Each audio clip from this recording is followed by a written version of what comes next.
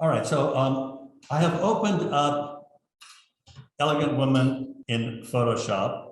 I'm going to create two versions and save them out as JPEGs because I want to emphasize the shadows and the highlights. And then I'm going to import both those JPEGs into Adobe Illustrator to help me draw and make an illustration of this woman.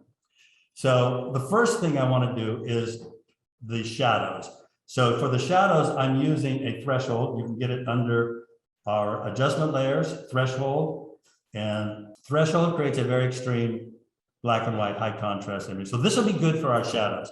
So I'm going to then save this out as a JPEG. Actually, if you do save copy, then you can save the JPEG. And I want to name it. So this would be, I'm just going to call this one shadows. You could have the whole name in there if you want, but I think shadows is sufficient. Okay, so then the next one I want are highlights. So for highlights, I'm using a levels adjustment. And with the levels, let me pull this properties out so you can see what I've adjusted here. This is where it would be normally. So I'm going to manipulate these sliders to try and really just bring out the highlights. So obviously the highlights would be cheekbones, nose, the high point of the nose, upper lips, chin. So that's pretty good for highlights. So I'm going to close this, and then I'm going to save this one as another JPEG, save a copy, JPEG. Okay.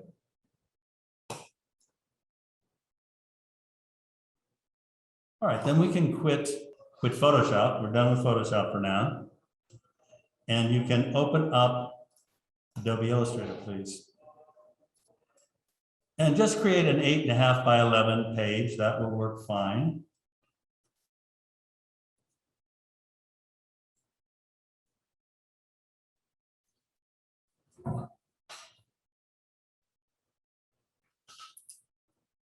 And then I want to do a place. And from my week 9, I will choose shadows. Now I'm just going to click and drag.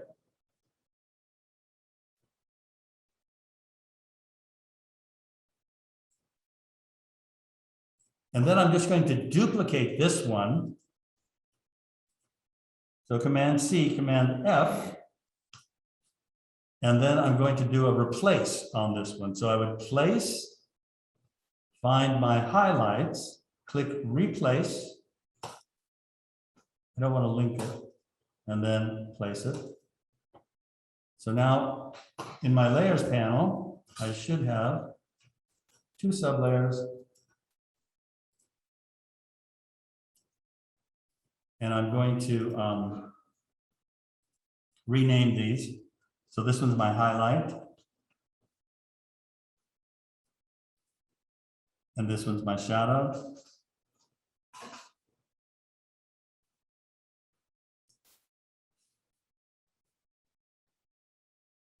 And I'm actually going to create another layer, and I'll move the highlights over there. That's because I want to make both of them templates. So I'll drag the highlights into the highlights layer, select each of them, and turn them into templates.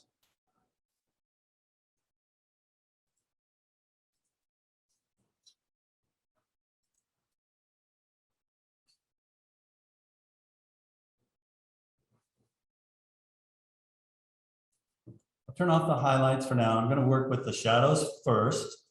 But the next thing actually I would like to do is I would like to create some color swatches. So let's determine what color you want for the base coat, the basic flesh tones, and then the shadows, and then the highlights. So whatever colors you want to go with, that's fine. I'll go with just some traditional flesh tones.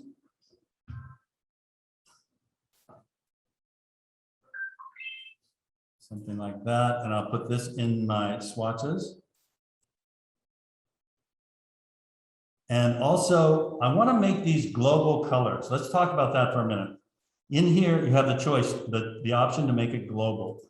What that means is, and you need to do this before you start applying color, because it doesn't work so well when you apply it afterwards. What it means is when it's a global color, after you've got it in your illustration, you can double click on the swatch and modify the color, and then it will automatically update everywhere in the illustration where you've applied that color.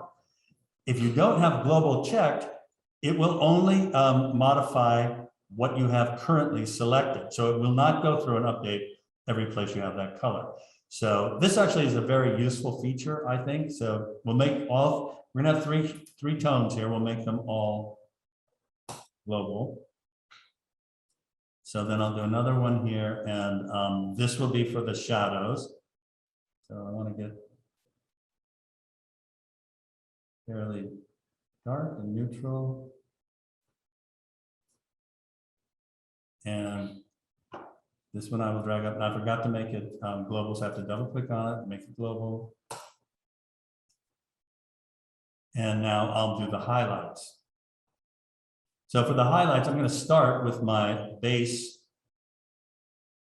and then I'll just go much lighter.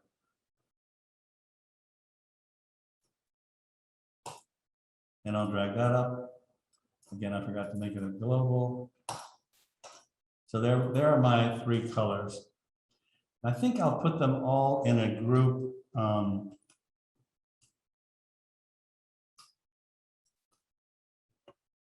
And bring this one in there. So I have, quicker access to them. Then in my layers panel, I'm going to create a new layer. And this one, I'll hold down the Option key, and this will be my illustration, I guess.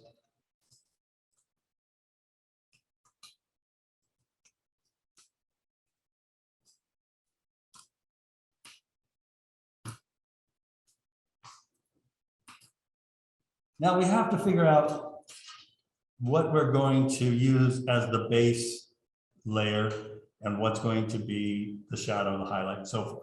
So I'm going to make her face and I guess her shoulders and everything. That'll be my base layer. I'll have the hair on a separate layer later, but I'll include the ear and the necklace and everything in this first base coat. So I'm going to use the pen tool to create this. I'll zoom in here and start here. Now we might want to turn on, if we turn on the highlights, then you can see the nose better. And I'm going to start with no fill and no stroke because it gets too confusing having the fill start to show up. I do want this to be fairly accurate because this is what we're going to use along with Pathfinder to create the other elements. So try to make this one fairly accurate. Basically, this is going to be pretty much a silhouette, I guess, of her head and shoulder.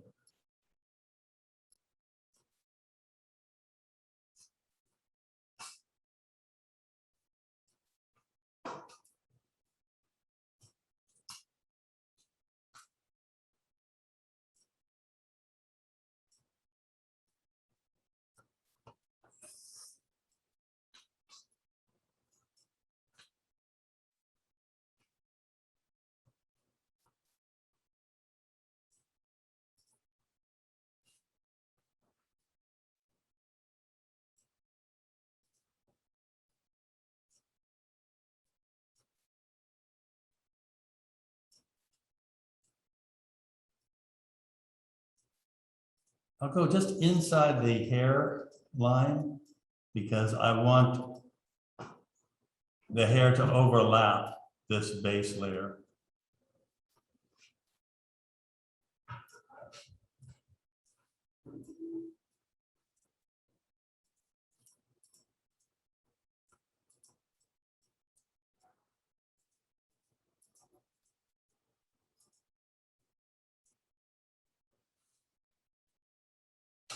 And then this one will be filled with my middle value, which is my base. And I'm going to, I'll just name this one base, the sublayer. I am going to do all my illustration in a single layer at this point, because I want to be able to use the Pathfinder, and the Pathfinder works when you've got everything in a single layer. When you separate things into different layers, then the Pathfinder doesn't know what to do exactly.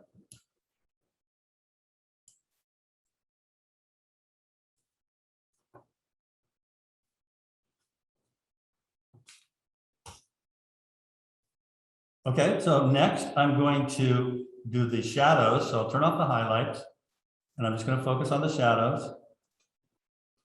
If I can arrange this better, move this out of the way.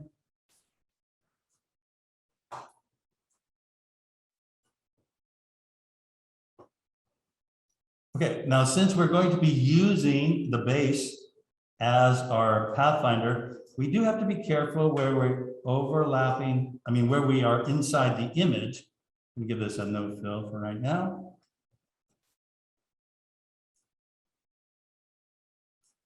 But we want it to hang out over the outside of the image. So I'm going to just go through here, let this hang out all the way over here. And then up into here.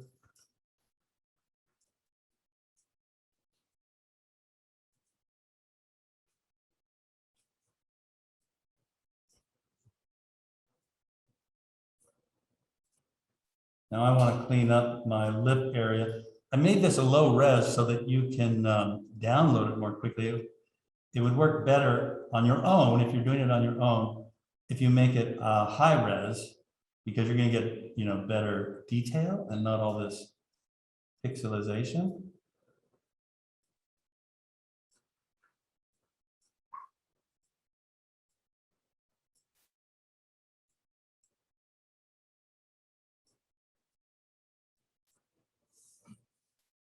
Okay, so this path then is going to be filled with the shadow.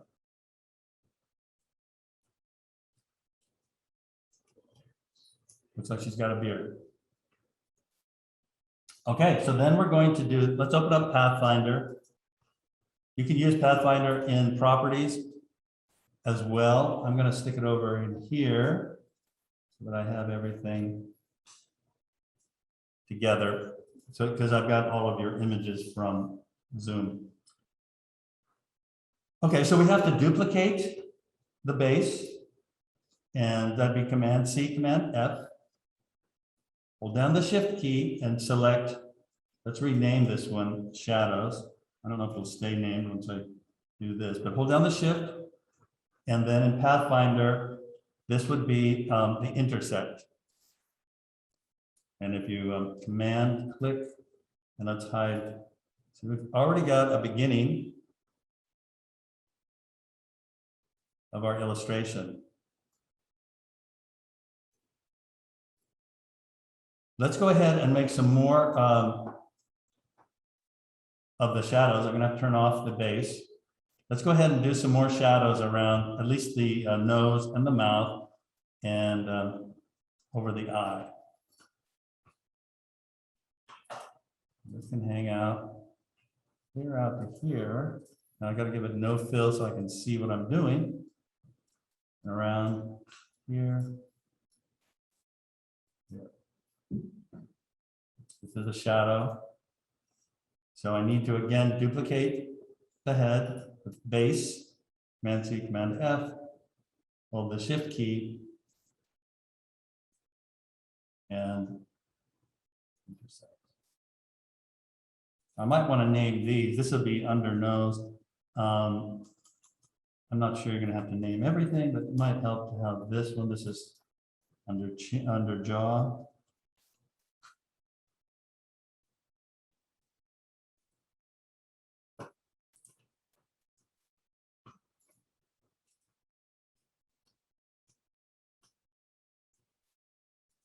Now the lip can hang out too, so I just need to do the inside carefully, and then I just want it to overlap.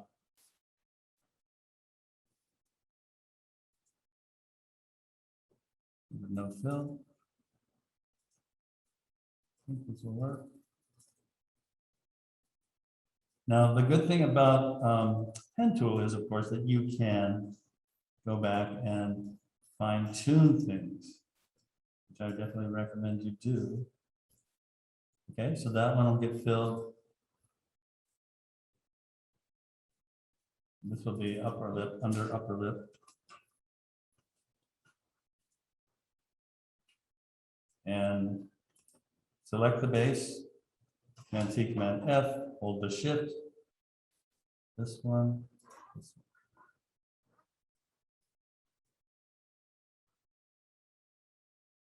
And I'll just do around, let's do the ears and the eyes real quick too.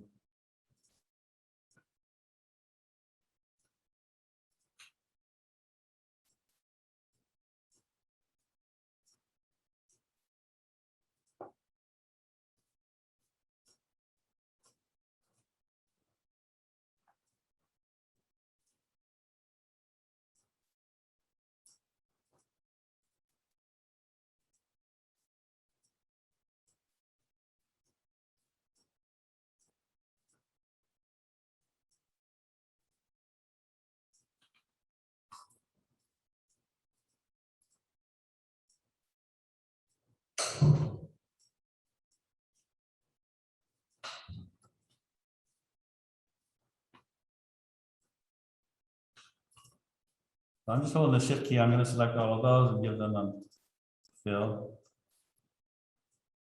And then over here. Now, this one, I might want to turn on the highlight to see what's exactly happening where the eye is. It's a little bit hard to tell. And we might want to do the eyebrow separately later. So I'm going to go ahead and do the eyebrow in the same color that we're using for the other shadows. And then I'll put I think I'll put a dark layer on top of it once I do the hair. So this around the eye is a bit confusing. So I'm just going to guess right now, and then we'll have to work that out later. So come out here with this.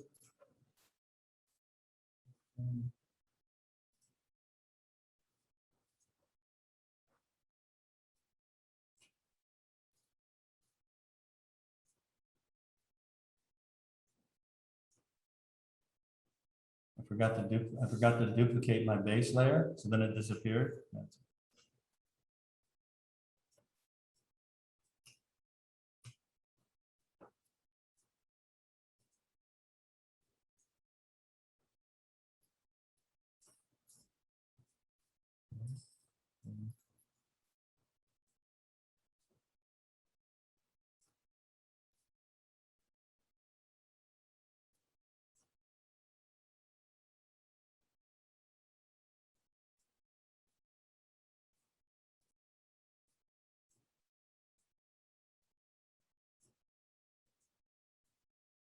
Mine isn't working properly. Let me see what I'm doing here.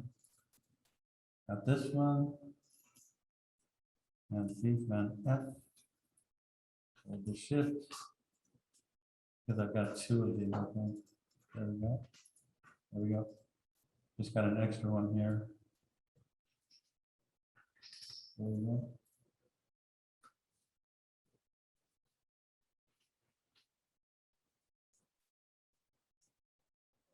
So we've already got, a fairly good representation. Now we're going to have to look at the original image to figure out exactly how to handle the eyes. But we've got a great start on this. Before we go into highlights, I want to talk to you about one of the gradient tools that we have not covered yet, and that's the freeform gradient. And I'm just going to I'll create another artboard right here, and let's explore the freeform gradient. Let's use the curvature tool. I don't think we've used it before, and it's kind of fun. So it just creates always a curved intersection with your anchor points. And then I'd like you to open up the gradient tool, gradient panel rather. I'll stick it in here. This last button is the freeform gradient. So I'm going to click on this. And right now I've got points. So let's look at the way points work. So if I click on this point, let's say we're working with these base tones. I'll give it the flesh color. And then if I come over like inside here, I'll make this one shadow. Now the way this works, you can move these around. You can make this bigger or smaller. You know, and you can move this one around, this can come up into here, and so forth. Now for this particular purpose, I think that the lines would work better. So let's take a look at how the lines work. So with lines, you click and then you drag. Now these, let's say I want to have, okay, I'll have them as the middle value, my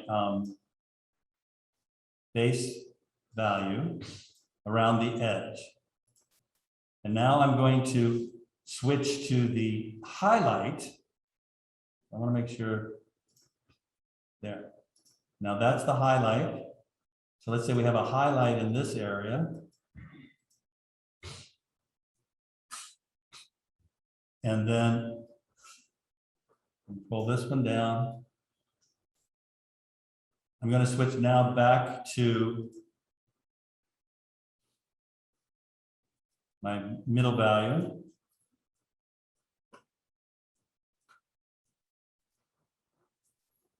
And then I'm going to switch to the shadow.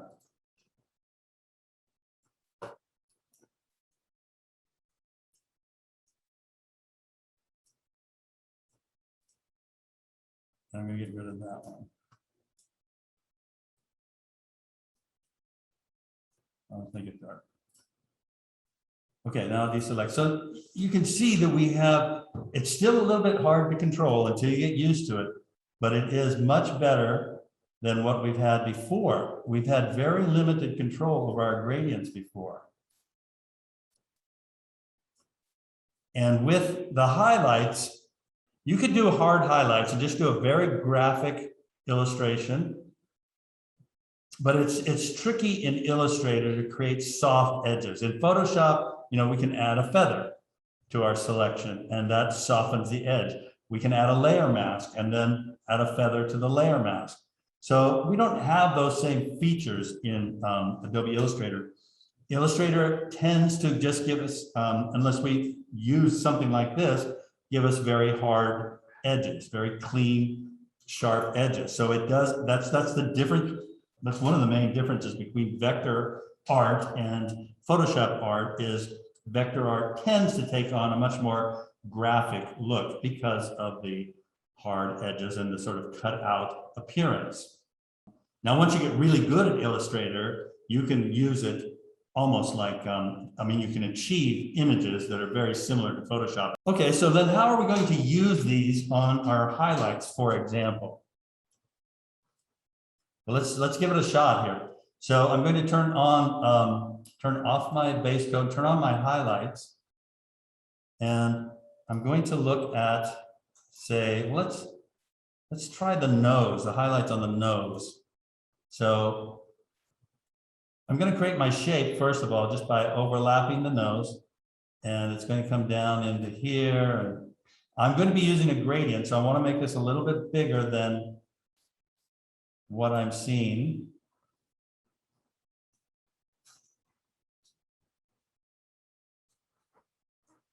Okay, and then this will be my highlight color.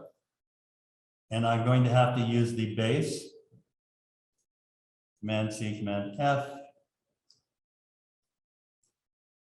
highlight, and the intersect. Now what I want to do here is then use the freeform gradient. And I'm going to use lines. And I'm going to start with the highlight color. And that's going to go up the bridge of the nose. Now up here, it's going to have to go darker. So, and over here, it's going to have to go back to the flesh tone.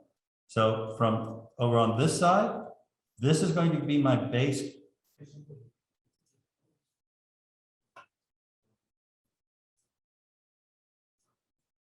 And this one, maybe we'll go to the dark shadow. I'm gonna deselect. So it's a little bit tricky up there. This one, I'm going to pull over. This highlight, this is the nostril.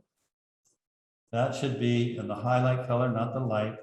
And then I can come over here and go back into the flesh tone, the basic flesh tone. So it's a little tricky, but I'm getting there. This one, I think I might have to do differently. Maybe I'll just make it flesh tone for now.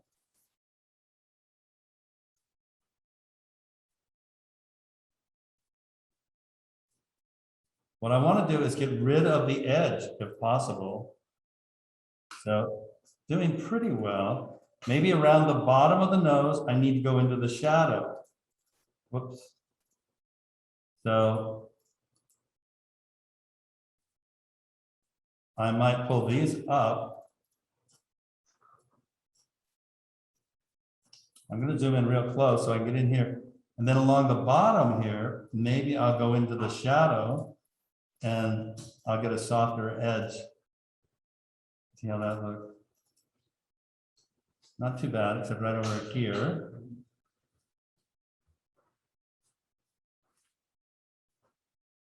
And then we have to go back into the base.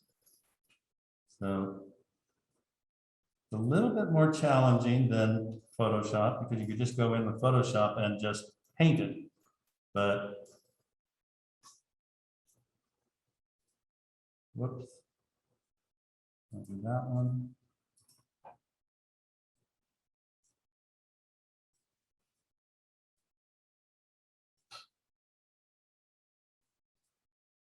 I want to get rid of the edge as much as possible. That's how it's going to look more realistic.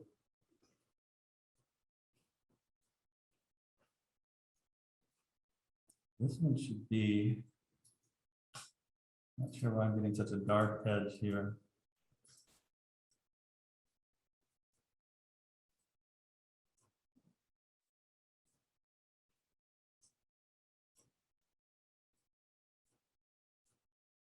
Almost there. I have to keep working on it a little bit, but not bad, not bad. Now I'm going to try the cheekbone. So I'm going to turn off the base coat so I can see the cheekbone. Use my pen tool to define the area generally.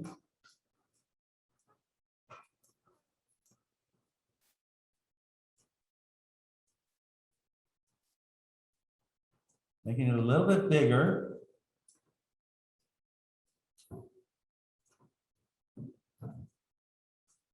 And then switch to the, I'll turn on my base coat, switch to the freeform and start. Now I'm going to start where I want it the hottest, right here, I think. And then move out from there. I think this one needs to be in the flesh.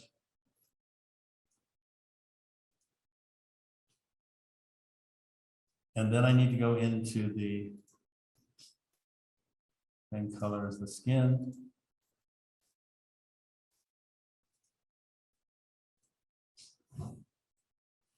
So these maybe I need to pull down a little bit because I want to soften that top edge.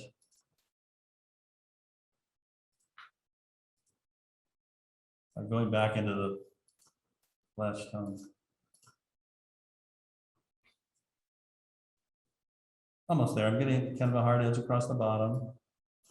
I'm going to pull that out. Not too bad.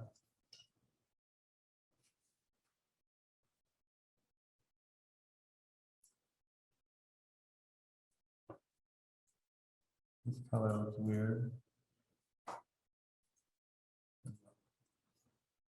Then right under it, we probably would want to put in shadow underneath here. So again, I have to define an area where that shadow is going to go. So take the pen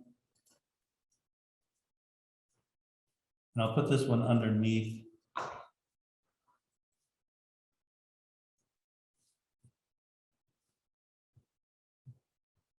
This one will have to move underneath that other highlight, I think. Now this is going to be shadow. Turn on the base.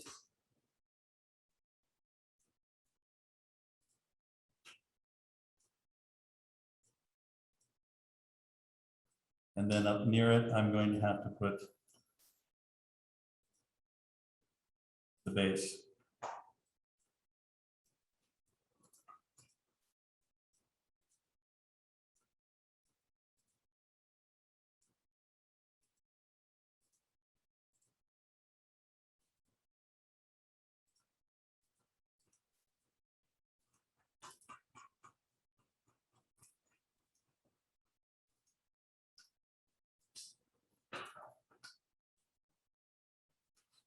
I'm getting weird edges on it. Now, what I could also do is lower the opacity of this particular one.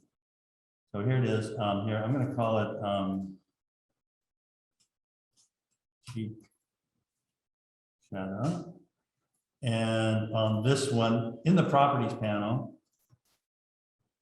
I'm going to lower the opacity.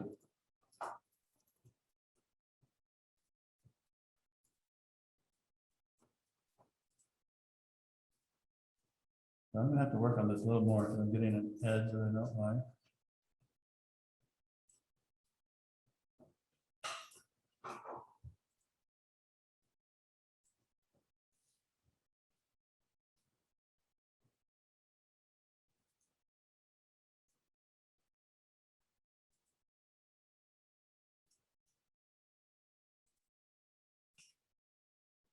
I'm just playing around with blend modes to see if it makes any difference.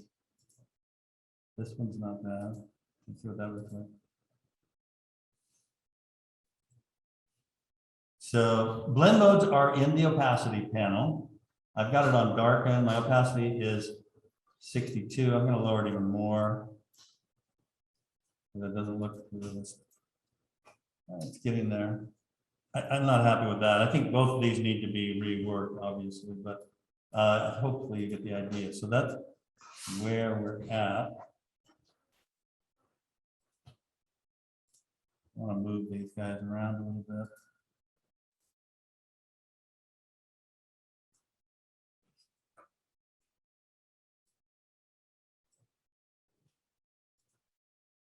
Now to activate them again, you need to select the gradient tool. And I'm going to zoom in on this and see if I can fine tune this a little bit by maybe overlapping this.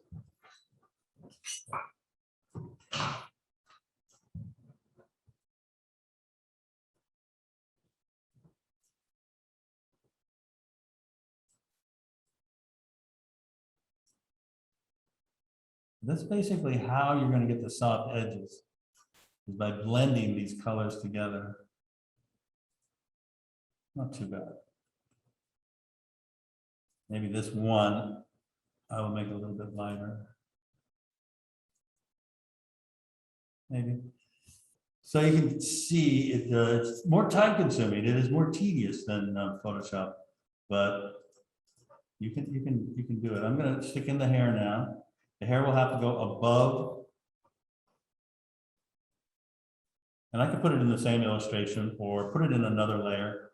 I'll turn off the base coat so that I can see where the hairline is. And I'll do this rather quickly. Give it no fill, I think that'll work better.